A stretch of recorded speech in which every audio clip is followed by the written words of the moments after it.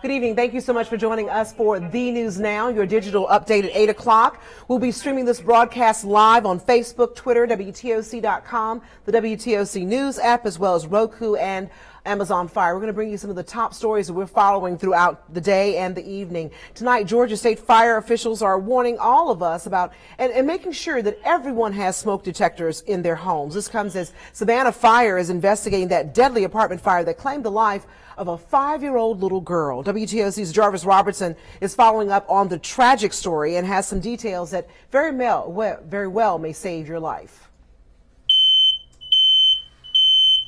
Some may consider this to be the most pesky noise ever, but it could be the difference between life and death. There's been 45 deaths. Of those 45 deaths, there were only working smoke alarms in 2 of those fires. State law requires all homes to have a fire alarm. Even if you're renting, the landlord is required to provide one. I don't want to say this law is vague, but it points out that not maintaining or having that smoke alarm, there's a $25 fine.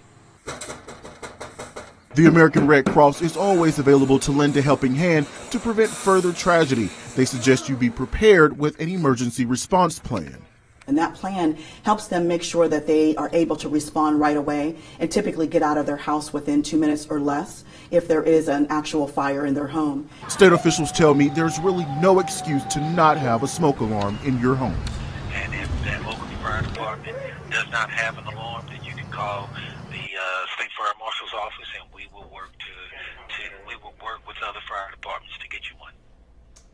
The American Red Cross tells WTOC all of the counties they serve in the Coastal Empire in Southeast Georgia. Chatham County is the area where they see the majority of those clients without smoke detectors living at or below the poverty level.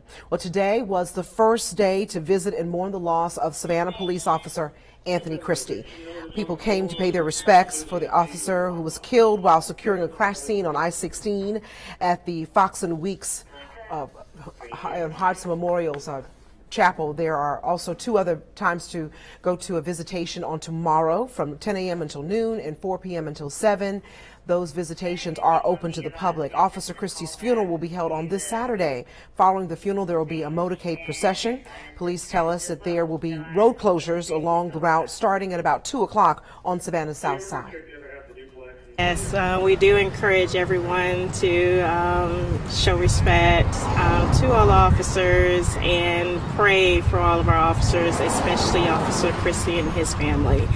This is our time of mourning, and this is how we process our mourning by giving honor to his family and the departments that he represented. We've said that if you'd like to show your support, you can set up along the route before 3:15, which is when the next road closures will take place. And that will take place, of course, after the funeral. We have all those details for you on where you're allowed to stand on WTOC.com along with this story. Well, tonight, a teenage mother remains in a South Carolina jail after her 11-month-old baby's body was found in a box near a Chesterfield County home. Frustration and fear appear to have been the reasons behind the death of the baby, perhaps at the hands of her own 19-year-old mother. WTOC's Ashley Holland found out bond has been set, but the woman is still in jail this evening.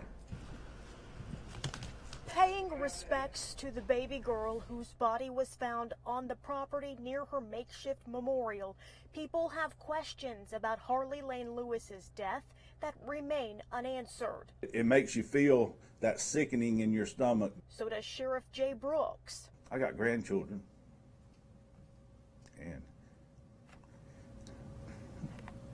you see their face. You can't help it but see their face. It does good to be emotional. The baby's body was found inside of a garbage bag within a diaper box in this field. Mother, 19-year-old Brianna Lewis, is in jail for filing a false police report, improperly disposing of human remains, and destroying evidence. She called deputies claiming her daughter had been kidnapped before Brooks says her story changed. She is yet to tell us what happened to the child. She says she does not remember. She says that she blacks out when traumatic things happen to her. Although an autopsy is done, details on the death can't be released unless they lead to more charges against Lewis. But there's a chance the child died of natural causes, the sheriff says. I can't promise you we'll charge her for murder. Everybody on Facebook, wants us to hang her from the flagpole and all that kind of stuff. That can't happen. We've got to find out exactly what happened and charge appropriately.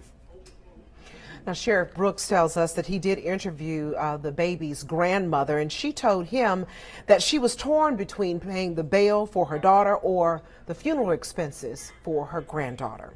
Now to a WTOC update. The parent in charge of collecting money for the Wayne County High School senior trip has now been charged. Jackie Dean is being charged with racketeering and theft. Dean turned herself into the Wayne County Jail today and is now out on bond. According to investigators, she collected payments from seniors and their parents for the trip, then used some of that money for her own personal use.